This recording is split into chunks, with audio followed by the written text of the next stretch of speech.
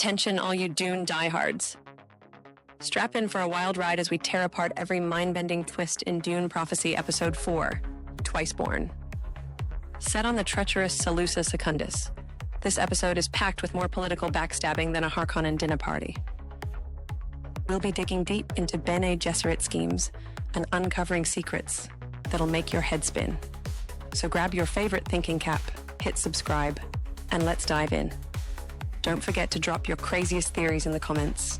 Let's see who can predict the next big reveal.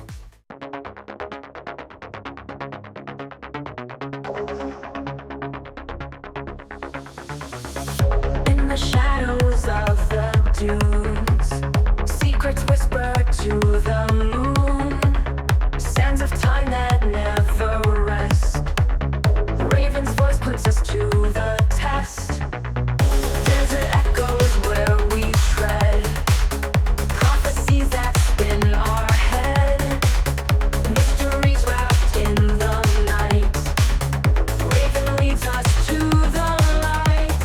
Raven, which words call we hear, guides us through this world unclear.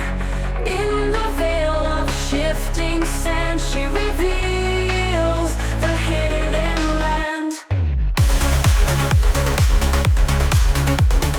Oh, hello there, sandworms and spice addicts. Welcome back to Dune Dive, the only show where we take the galaxy's most convoluted political drama, sprinkle in some prophecies, and try not to choke on the sheer audacity of it all. Today, we're tackling episode 4 of Dune Prophecy, otherwise known as Twiceborn, or as I like to call it, the episode where everyone loses their chill. Let's dive in, shall we?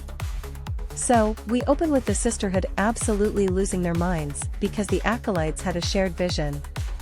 Communal nightmares are apparently the new team-building exercise, and the key detail here? Blue eyes.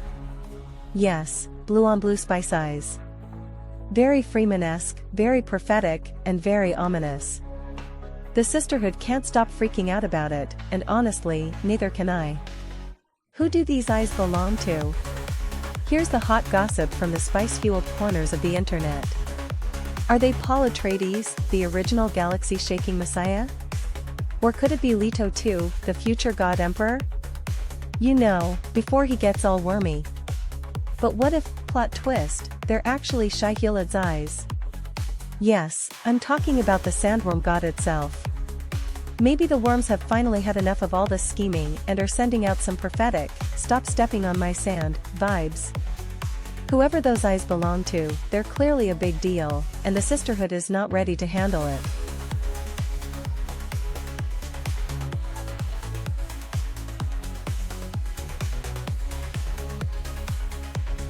Meanwhile, Tula is stuck playing interim Mother Superior, trying to keep the Sisterhood from spontaneously combusting.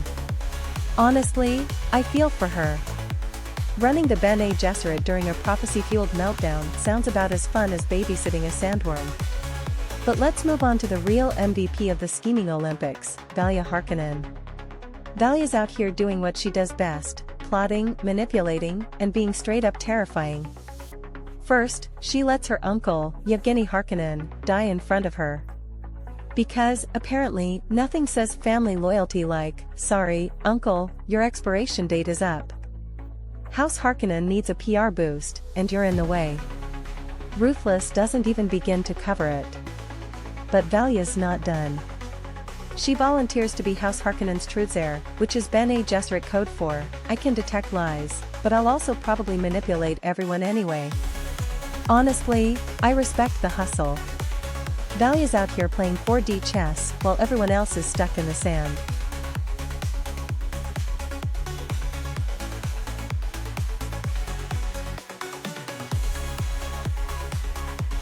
Now, let's talk about Desmond Hart, the human embodiment of a smug smirk. Valya had this whole plan to save the Emperor from an assassination attempt and look like a galactic hero, but Desmond swoops in, preempts the entire plot, and executes the assassins in front of the Landsraad. Like, seriously, dude? Could you not let Valya have one win? He's basically out here saying, look at me, I'm Desmond Hart, and I solve murders before they happen. Bow to my brilliance. And the best part? It worked. The Landsrad is eating it up. Desmond is now even more powerful, which means Valya has a big, smug-faced problem to deal with. And that brings us to Theo. Oh, Theo. Sweet, creepy, shape-shifting Theo. Turns out, she's a face dancer. Shocker. And Valya, being the scheming goddess she is, recruits her to her cause. But here's the big question, who does she want her to impersonate? Theory 1, the Padishah Emperor. Maybe Valya's ultimate plan is to overthrow the Emperor and replace him with her obedient little face dancer puppet. Theory 2, Desmond Hart. Oh, this one's juicy. If Valya wants to take Desmond down, having Theo impersonate him could sabotage Desmond's power from the inside. Theory 3, someone we haven't even thought of yet. Maybe Valya's playing an even bigger game, targeting someone close to the Landsrad or even the Sisterhood itself. Whatever it is, you know it's going to be deliciously chaotic.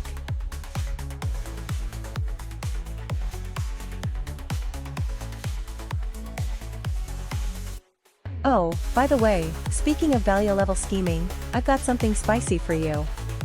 Love all this Dune prophecy chaos? Want to wear your fandom on your sleeve, literally? Head over to cinetechfandom.shop to snag one of our limited edition Dune prophecy-inspired t-shirts. We've got designs that'll make you feel like a Truthsayer, a Freeman, or even a Sandworm Whisperer. My personal favorite? The Valya Harkonnen Family Therapy shirt. It's perfect for channeling your inner Valya. Go check it out, support the show, and look fabulous while doing it. That's cinetechfandom.shop, because even in the desert, you deserve to slay.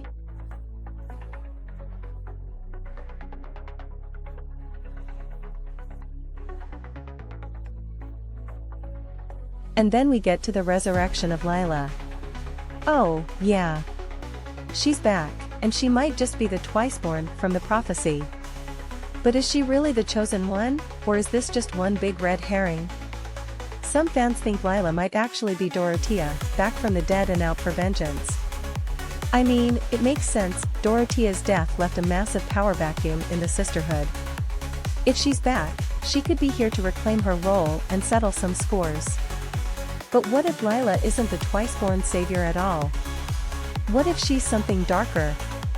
Or, here's a spicier theory, what if the prophecy isn't about her at all? Maybe it's about Shai-Hulud, or even the imminent rise of House Atreides. Because let's be real, this show is just itching to bring in the big names. And finally, let's talk about the shared vision and what it might mean. Some fans think it's a warning about the Golden Path, the future Leto 2 will eventually enforce to save humanity. Maybe the Sisterhood is seeing a catastrophic future they need to prevent. Or maybe the worms are just screaming, "Get off my sand." Either way, the stakes are higher than ever, and I, for one, am here for the chaos.